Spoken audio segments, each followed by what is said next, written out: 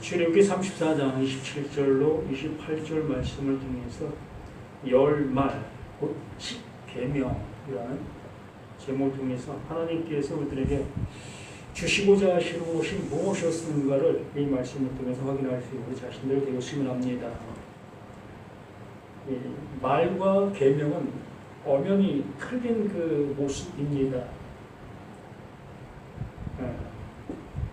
분명히 하나님께서 말씀해 주신 그 모습은 이러한데 우리들이 알아듣고 있는 모습은 저러한 모습으로 알아듣는 경우들이 많이 있지요. 그래서 오늘 본문에서 말씀하신 그 계명이라는 그 말은 실제로는 계명이라는 말이 없습니다. 계명이라는 말이 없고 거기에 그냥 말이에요. 열말이라는 그 의미를 갖고 있습니다. 여기 우리가 개역성경에 번역된 계명이라는 그 말은 이 말 자체가 틀린 단어로 되어 있습니다. 이 계명이라는 그 단어는 미tzvah라는 그러한 단어인데 바로 율법이라든가 이러한 그 하나님의 어떤 명령적인 우리의 행해야 될 그 모습을 지칭할 때 이러한 그 미tzvah, 계명으로 기록되어 있어요. 그런데 우리 개역 개정을 번역하면서 우리나라 그 언어의 모습의 표현을 이렇게 그 우리의 어떤 의도대로 표현해 버린 그 상태가 상당히 많이 있습니다. 그렇기 때문에 우리들에게 이 말씀을 보고 있는 청자들에게 전달되어져야 될 것이 바르게 전달되어지지 않냐고 오히려 그 말로 인해서 무거운 짐이 되어지는 경우가 상당히 많이 있습니다. 이 학교에서도 어떠한 그 법칙과 또는 어떤 도리가 있을 수 있습니다. 어떠한 도리를 어떠한 그 법칙으로 정해 놓게 되어지면 그 도리를 하지 아니한 것으로 인해서 그 법의 저촉을 받게 되는 거지요. 그러나 도리를 하지 않았다고 해서 그 법의 저촉을 받지 않습니다. 예를 들어 형제간의 우애를 좋은 모습으로 가고 있는 그것은 도리예요. 이건 법으로 정해놓은 것이 아니라는 겁니다. 한 가정에서 한 부모로부터 교육을 받은 그 자녀들, 그 형제들은 부모로부터 교육을 받은 그 어떠한 순리의 모습을 따라 도덕의 모습을 따라 서로 사랑하는 것이 당연한 것입니다. 이걸 도리라고 얘기를 해요. 그러나 이 법이라는 것은 형제에게 어떠한 이 악함, 말 그대로 그에게 해를 끼치지 못하게 하는 그것을 법으로 정해놓은 것이지요. 말 그대로 도리가 격해지면 이게 법이 되어질 수 있는 것이지요. 그러나 도리를 어떠한 법으로 정해놓지는 않았어요. 그러한 모습 속에서 하나님께서 말씀해 주시고자 하시는 의도가 있다는 거지요. 그 의도를 우리는 받아들여서 그 말씀이 원하는 그 모습으로 가야 되는 것이에요. 이게 하나님께서 원하심의 모습이라는 거죠. 그래서 이 율법이라는 것은 하나님의 그 미tzvah, 이 법이라는 것은 나의 상태적인 모습이 발견되는 거예요.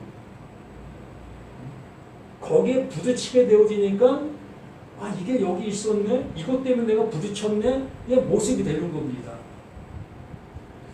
예를 들어 내가 문을 열고 나오는데 평상시에는 거기 아무것도 없었어요. 근데 문을 열고 딱 나와서 내가 넘어졌습니다. 넘어진 이유가 그 문 앞에 어떠한 그 장애물이 놓여 있던 것이지요. 근데 그 장애물은 없던 겁니다. 그 장애물이 있게 되어짐으로 나는 문을 열고 나올 때 넘어질 수 있는 그 모습이 된 겁니다. 뭐 때문에? 그 장애물, 거기에 세워놓게 된 그것 때문에 내가 넘어지게 되는 거예요. 바로 이 율법이라는 것은 그것과 같아요. 전에는 내가 뭐 생활하는 그 모든 모습에 불편함 없이 생활을 했습니다. 신앙생활도 마찬가지지요. 하나님을 섬기는 것에 대해서도 뭐 내가 정한 그 모습대로 그냥 내 나름대로 하나님을 섬기고 있었던 그 모습이었던 겁니다. 그러한 모습 속에서 그 하나님께서 율법이라는 것을 우리에게 주시는 거예요.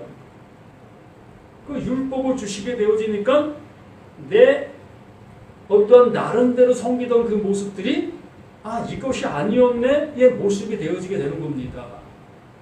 바로 법이라는 것은 나를 깨닫게 하기 위해서 놓은 하나님의 어떠한 그 계명이라고 할 수 있는 겁니다. 오늘 이 출애굽기 34장 7절, 27절, 28절 말씀에서 보면 여호와께서 모세에게 이르시되 너는 이 말들을 기록하라. 이 말들 위에서 설명한 그 모든 것들을 기록하라. 우리의 행할 도리에 대한 모습을 이렇게 말하고 있었던 거죠. 기록하. 내가 이 말들의 뜻대로 너와 이스라엘과 언약을 세움이라 하시니라. 이렇게 언약을 세우신다라고 말하는 거예요. 더 리얼하게 말한다면 이제 이 법이 없었을 그 모습 속에 너희들은 자유롭게 생활을 했다. 그런데 내가 이제 법을 세워놓게 될 거다. 그러므로 이 법에 저촉되어지는 모두에게 내가 어떠한 이 가책, 징벌을 하게 될 거다. 라는 그 모습으로 이 말씀을 해주시는 겁니다. 그러므로 하나님의 그 말이 내려지게 되어짐으로 인해서 우리는 그 말로 인해서 책임감을 갖게 되는 거예요. 그 말을 지키지 아니하면 벌을 받고 그 말을 지키면 그 법에 저촉을 받지 않는 그 모습이 되어지는 것이고 이러한 모습으로 그 하나님께서 그 말을 우리에게 주시겠다는 겁니다. 이게 뭐겠습니까?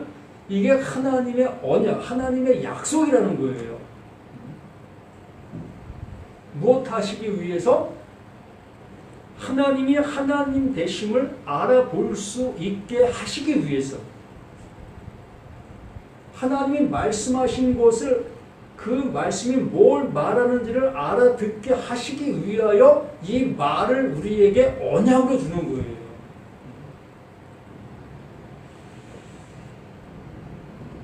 어린 자녀들과 우리가 생활하게 되어졌을 때에 어른들은 전혀 위험스럽지 아니한 그 환경 속이라 여기면서 생활을 합니다. 우린 눈으로 볼 수 있고 판단할 수 있고 그걸 처리할 수 있는 능력을 갖추었기 때문에 내가 살아가는 그 환경에 전혀 문제 없습니다. 그러나 그 어린 아이들, 사리 분별을 할 수 없는 그 상태적인 그 모습에 있는 그 어린 아이들에게는 어른에게 문제 없는 그 모든 환경이 어린이들은 늘상 문제를 만들 수 있게 되는 거예요. 사고가 일어날 수 있는 그 환경이 되는 겁니다. 그러므로 어른된 그 부모는 그 자녀가 그러한 사고가 당하지 아니할 수 있도록 법칙을 세우는 거예요. 무슨 법칙? 그 아이가 그 사고를 당하지 아니할 수 있도록 우리 이렇게 합시다. 어른들이 이렇게 세우는 거예요. 이게 율법인 겁니다. 그러면 그 율법을 세우는 이유가 뭐지요? 부모가 자녀를 위해서 그 법을 세우는 이유가 뭐지요? 자녀에게 벌 주기 위해서 세우는 겁니까? 전혀 그렇지 않지요. 나는 그 법이 있다 할지라도 전혀 문제되지 않는 나이지만 그 자녀들은 어떠한 문제 앞에 속수무책으로 당할 수 있는 그 환경이기 때문에 그 법을 세운다는 것은 그 자녀를 보호하기 위해서 세우는 거예요. 그 자녀를 지키기 위해서 세우는 겁니다. 누가? 그 부모가. 그러므로 그 법은 자녀를 위한 것이 되는 거예요. 그러므로 그 법을 누가 행하는 겁니까? 그 부모가 행하는 거지요. 자녀는 그 법으로 인해서 보호를 받아야 될 그 법이 되는 거고, 부모는 그 법을 집행함으로 인해서 그 자녀를 안전하게 지키는 거예요. 이게 하나님께서 의도해 놓으신 그 법, 믿지 마, 계명이 되는 겁니다. 하나님 편에서. 우리들에게도 마찬가지예요. 너 이거 지키지 아니하면 내가 벌 줄 거야. 의 모습으로 들리고 있는 나 입장 속에서는 그 법이 두려운 겁니다. 왜? 우리 부모님은 저녁 9시라는 통행 이제 불어. 너 어떠한 일이 있어도 9시 이전에 들어와. 그렇지 않으면 내가 너에게 어떠한 가책을 할 거야. 징벌을 할 거야. 그럼 부모가 자녀를 향해서 그 법을 세워놨습니다. 그러면 그 자녀는 그 법이 뭐가 되는 겁니까? 몽둥이가 되는 거예요. 그러나 부모는 그 법을 세운 이유가 뭡니까? 그 자녀를 보호하기 위해서 세운 거예요. 절대 부모는 그게 몽둥이가 아닙니다. 누구에게만? 그 자녀에게만 그 법이 몽둥이가 되는 거예요. 그런데 9시 이전에 늘상 들어오고 있는 그 자녀는 어떤 것이 되는 겁니까? 그 법이 몽둥이가 됩니까? 전혀 몽둥이 안 되지요.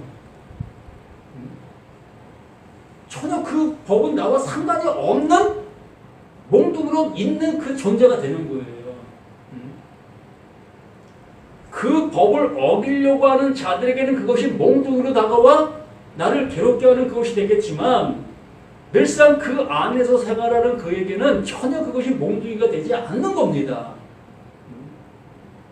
그러므로 우리는 하나님의 그 계명을 들을 때에 내가 그 계명을 잘 지키고 있는 나라면 그 계명은 나에게 무거운 짐이 되지 않는 거예요.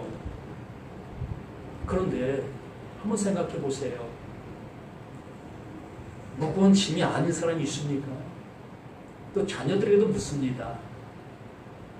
그 9시라는 그 시간의 그것이 자유롭습니까?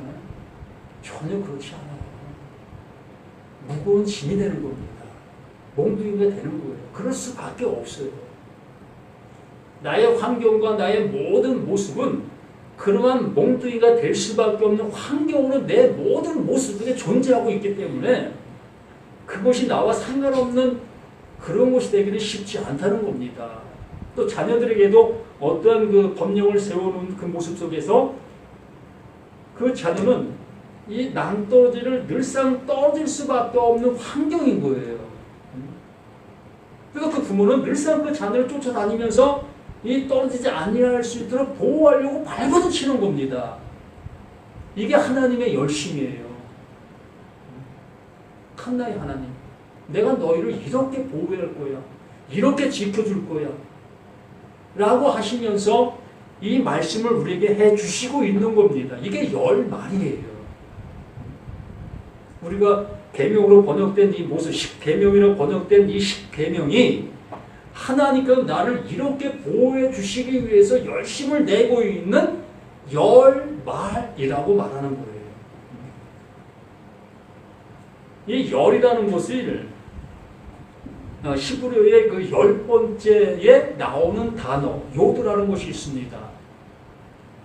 그 요드라는 단어의 의미가 손, 힘, 수단, 거룩하게 하다, 보호하다, 머물다, 산출하다, 빛, 진리 안에 거하게 하다.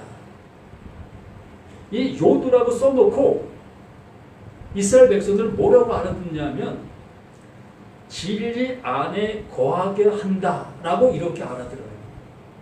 그럼 요드라는 그 단어가 써져 있는 모든 단어는 이것이 포함되어 있는 그 모습으로 알아듣는 겁니다. 모세가 이 성경을 기록할 그 당시에 아라비아 숫자가 있었겠습니까?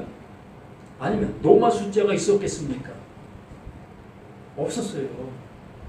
그냥 히브리어의 그 순차적인 그 모습, 첫 번째, 두 번째, 세 번째, 네 번째 이러한 단어의 모습으로 열이라는 그 구분을 지을 수가 있었던 거예요.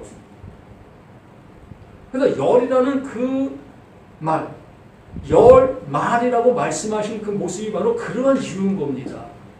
십계명이라고 말하지 아니하고 열말, 내가 너희를 지킬 거야. 너희를 진리 안에 거하게 해줄 거야.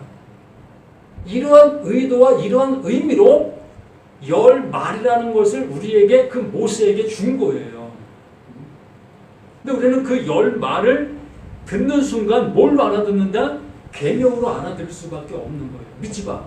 이거 안 지키면 너 죽일 거야. 내가 벌 줄 거야. 이런 말로 들을 수밖에 없는 거예요. 왜?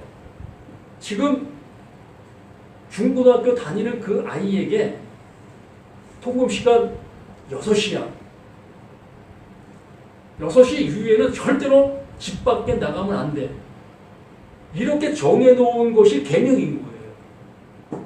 그러나 그 부모 입장 속에서는 이게 뭐다? 열말인 겁니다. 이게 차이가 틀린 거예요.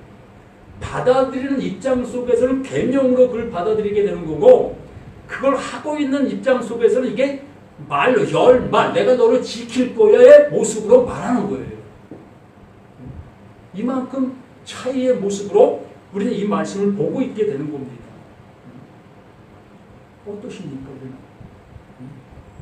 하나님의 그 열말로 들리십니까? 아니면 십계명으로 들리고 있는 우리들입니까? 그래도 지켜야지. 요즘에는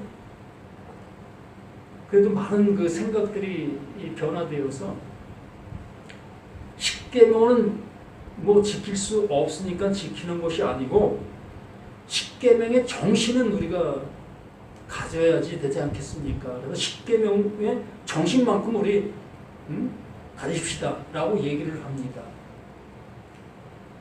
지키는 것과 정신을 갖는 것과 뭐가 틀릴까요?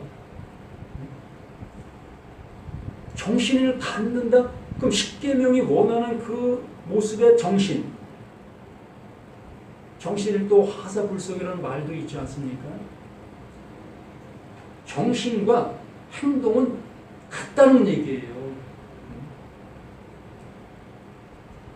정신과 행동이 틀리다는 것은 이걸 쉬운 편으로 뭐라고 얘기합니까? 거짓말, 사기꾼이라고 얘기를 하는 겁니다. 그러면 내가 정신을 갖고 있는 모습 속에 이걸 행하지 아니하면 난 사기꾼인 거예요. 하나님 앞에 사기치는 거예요. 우리는 이 말장난의 모습 속에서 터무니없는 모습의 모습으로는 이 말씀을 받아놓은 우리 자신들의 모습이 되는 겁니다. 명확하게 말씀드립니다. 중고등학생에게 6시에 통금 시간을 정해놓은 이것이 부모 입장 속에서는 그를 보호하기 위한 모습의 말이 되는 거고, 자녀 입장 속에서는 나를 억압하는 계명이 되는 겁니다.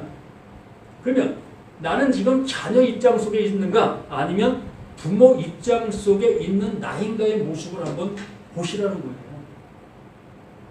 그럼 내가 자녀 입장 속에서 이 말을 지금 듣고 있다면 하나님은 언제나 내 밖에 있는 겁니다. 나의 행동 거지를 매를 때리시려고 매를 준비하고 계신 그 하나님으로 존재하고 있는 거예요. 그 하나님은 어떤 하나님을 봅니까? 두려운 하나님. 내가 섬겨드리지 아니하면 나를 향해서 화를 내실 수밖에 없는 그 하나님으로 보게 되는 겁니다. 그러나 그 부모 입장의 그 모습 속에서 이 말을 알아듣게 되어지면 어떻게 되는 겁니까? 그 부모가 그 자녀를 보호하기 위해서 이 법을 세워놨다. 그러면 나를 여기에 떨어지지 아니하게끔 나를 지금 붙잡고 계시다. 이 모습으로 받아들이지 않겠습니까?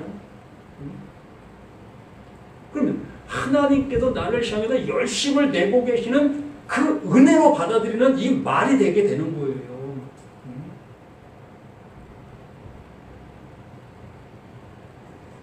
한 가지 예를 들겠습니다. 자, 살인하지 말라라는 그 말씀을 해주셨습니다.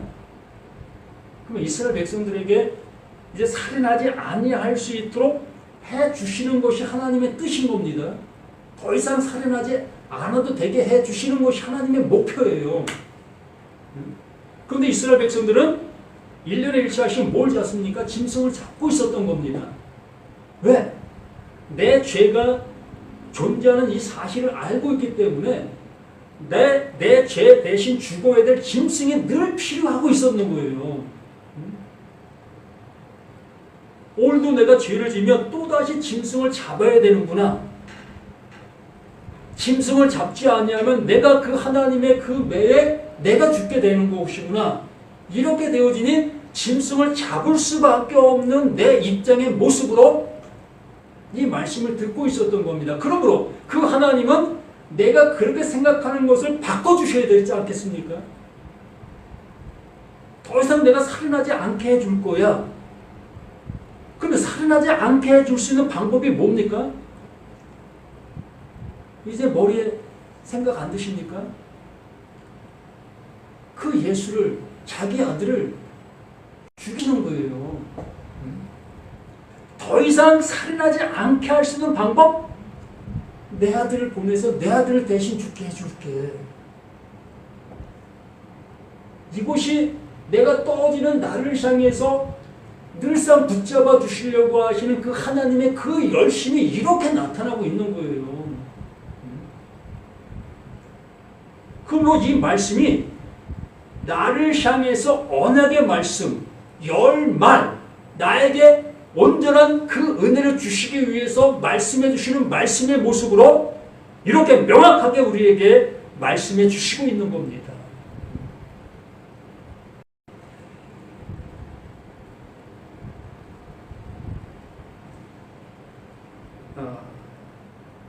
로마서 말씀을 한번 봅니다.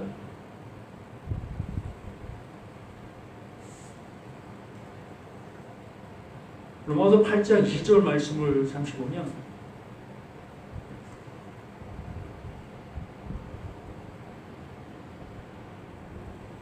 자, 1절부터 잠시 보면 그러므로 이제 그리스도 예수 안에 있는 자에게는 그리스도 예수 안에 있는 자라고 했습니다.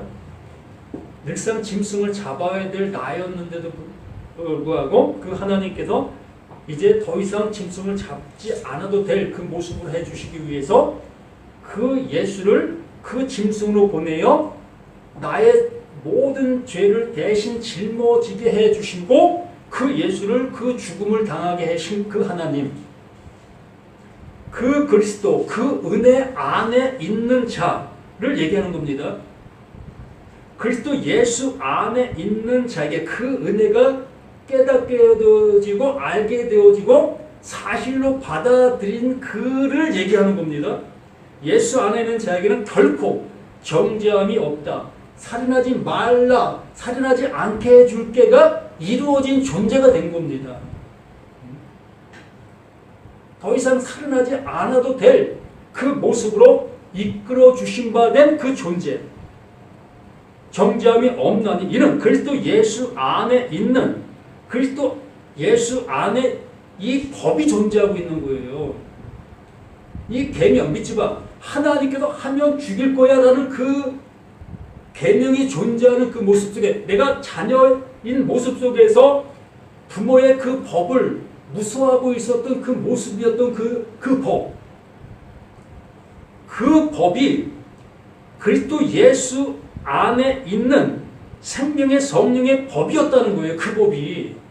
자녀들이 바라보는 그 법은 나를 올가매고 나를 괴롭게 하는 그 법이었으나 그 자녀 입장 속에서도 그 법이 정말 그 부모의 그 사랑으로 알게 되어지게 됐을 때는 그 법이 나를 살리고 있는 법이었다는 것으로 보여지게 된다는 거예요. 부모 입장 속에서는 자녀가 보고 있는 그 법에 대한 것을 알잖아요. 이 땅 바꿔지는 그 부모 상태인 그 모습에서 내가 자녀의 입장의 모습으로 가게 되어졌을 때에 내가 이 법을 세운 이유를 알잖아요. 내가 그 자녀를 억압하기 위해서 이 법을 세운 것이 아니라 그 자녀를 더욱더 잘 보호해서 그가 원하는 그 모습이 되게 해주기 위해서 이 법을 세우는 거잖아요. 바울은 그 법을 알아 이렇게 우리에게 이러한 말을 써주고 있는 거예요. 그리스도 예수 안에 있는 생명의 성령의 법이었다. 무엇이 그것이 죄와 사망의 법, 그것이 그 생명의 성령의 법이었다. 똑같은 그 말이지만 그 바라보는 방향이 틀린 그 상태에서는 정반대로 바라보여지게 되는 것이라는 거예요. 하나님의 계명이 하나님의 열 말이 그 하나님의 입장 속에서는 열 말로 말씀해 주신 것이고 그 말을 듣고 있었던 자녀 입장 속에서는 그걸 뭘로 받아들이고 있었다는 겁니까? 계명, 그 법을 지키지 아니하면 나를 때리시는 방망이로 바라보고 있었던 것이었다는 겁니다. 그런데 그 자녀가 비로소 부모의 그 마음을 알게 되어지게 됐을 때는 그 방망이가 방망이로 보이지 아니하고 나를 지키는 온전한 방망이가 되어지는 그 모습으로 보는 겁니다. 그게 생명이라는 거예요. 그 사망이 사망으로 이제 보이지 아니하고 그 사망이 비로소 나에게 생명으로 보여지는 믿음의 눈이 열리게 됐다라고 얘기를 하는 거예요. 이걸 성령의 음성, 하나님께서 죽은 자들에게만 들리는 아들의 음성, 이게 아들의 음성인 거예요. 뭐 하늘에서 난데없이 내가 너 사랑해 라고 하는 그것이 아들의 음성이 아니라요. 이렇게 사망으로 보이던 그 말씀들이 비로소 사망을 당하게 된 내가 되어질 때 예수가 나를 위해서 십자가 죽어주신 그것이 바로 나의 죽음이라는 사실로 알게 되어지게 되면 비로소 그 예수의 죽음이 그 하나님께서 나를 살리시기 위해서 이렇게 해주신 것으로 깨닫게 되어지게 되는 겁니다. 그러므로 그 예수의 사망이 비로소 뭐가 되는 겁니까? 나의 생명이 되는 거예요. 이걸 다나토스, 진리로의 죽음이다라고 말하고 있었던 겁니다. 성경 전체가 이것만 얘기하고 있어요. 이걸 알려주기 위해서 수많은 사건과 사고들을 여기에 기록해 놓은 겁니다. 근데 우리들은 그 사건과 사고를 지금 바라보고 있기 때문에 두려움의 모습이 되어질 수 있고, 아, 이렇게 하니까 이렇게 하나님이 징벌을 하셨네. 아, 저렇게 하니까 저렇게 또 하나님께서 징벌을 해주셨네. 그러고 난 두려워한 모습으로 그렇게 되지 아니하려고 발버둥 칠 수밖에 없는 우리 신앙생활이라는 것을 하게 될 수밖에 더 있겠습니까?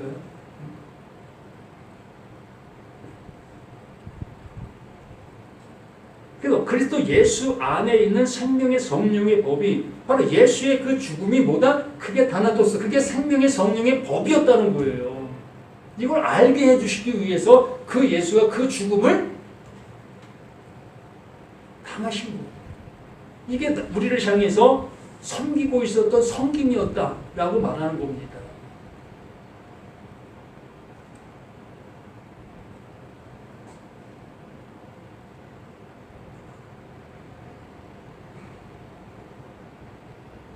자, 7장 말씀을 한번 봅니다.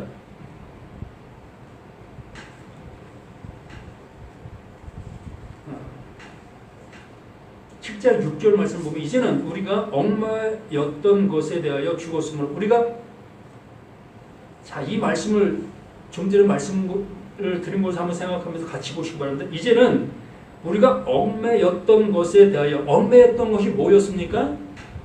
그 계명들이잖아요. 자녀 입장 속에서 보고 있는 그 6시 통금 시간 그 6시가 내가 얽매였던 법이었던 겁니다. 얽매였던 것에 대하여 죽었으므로 이제 그 6시가 이제 나를 이제 함몰시킨 거예요. 그 6시로 나를 죽인 겁니다. 그 6시가 더 이상 나를 향해서 이제는 힘을 쓸 수 없는 그 모습이 돼. 왜? 그 6시라는 그 법이 나에게 집행이 됐기 때문에, 완결되어진 그 법이 됐기 때문에. 그러므로 우리가 얽매였던 것에 대하여 죽음으로 율법에서 벗어났으니 이러므로 우리가 영의 새로운 것으로 섬길 것이요 율법의 조문에 묵은 것으로 아니할 것이니라.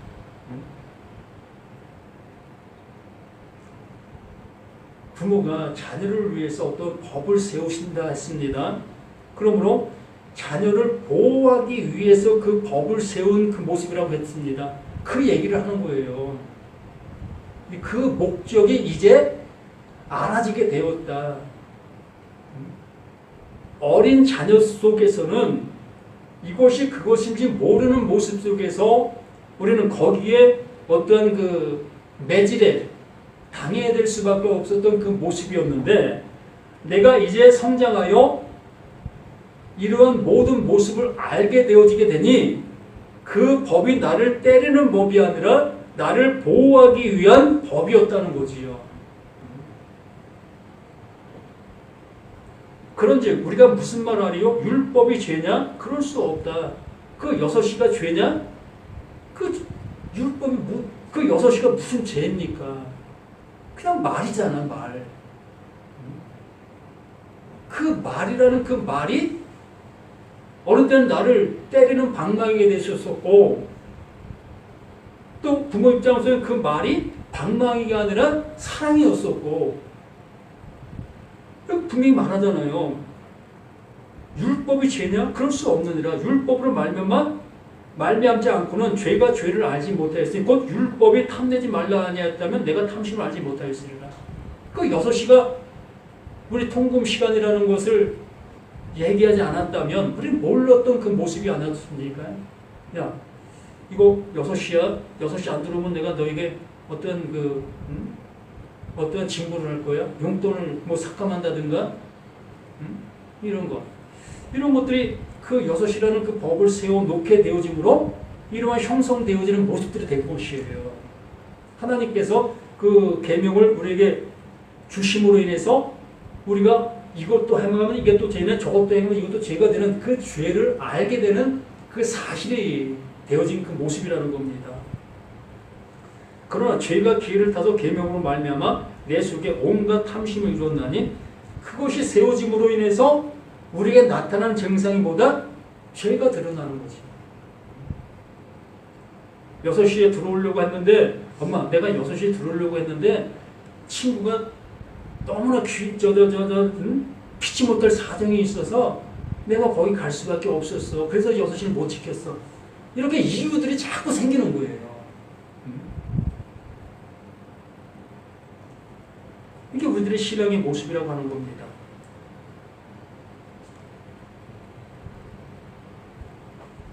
그래서 제가 기회를 타서 계명으로 말미암아 내 속에서 온갖 탐심이 이루었나니 이는 율법이 없으면 제가 죽은 것이니라. 그 6시가 없다면 뭐 친구가 그 사정 있는 그곳을 간다 할지라도 무슨 죄가 됩니까? 아무 죄가 되지 않죠. 그러나 그 6시라는 그 시간 때문에 내가 친구에게 간 그 모습이 어떠한 걸림돌, 죄가 되는 거예요. 이걸 우리에게 그 바울이 적나라하게 알려주고 있는 그 모습이 되는 겁니다. 그래서 9절에 전에 율법을 깨닫지 못했을 때 내가 살았더니 계명의 이름에 죄는 살아나고 나는 죽게 되었다. 그 6시가 세워지지 않았을 때는 내가 어떠한 모습으로 나가도 그것이 나에게 잘못이 없었던 것이었던 것이죠. 그러나 6시라는 그 시간을 정해놓게 되어지니 이제 그걸 어기게 되어지면 그것에 대한 어긴 것에 대한 징벌을 받을 수밖에 없는 나의 모습이 되어지게 된 거지요. 그 죄가 이제 힘을 발휘할 수 있는 그 능력으로 나타날 수 있게 되어졌던 겁니다. 그래서 생명에 이르게 할 그 계명이 내게 도리어 사망에 이르게 하는도다. 부모는 그걸 통해서 그를 보호해 주기 위해서 세워놓은 건데 그 자녀는 그걸 지키지 않게 되어짐으로 인해서 징벌을 가하는 그 벌이 되게 되어지는 그 얘기를 하는 거예요. 하나님은 나를 지키시기 위해서 영원한 은혜를 주시기 위해서 그 법을 우리에게 주신 건데 나는 그 법을 지키지 못하는 그 모습이 되어지므로 그 십계명이 나를 죽이는 방망이가 되고 있는 거예요.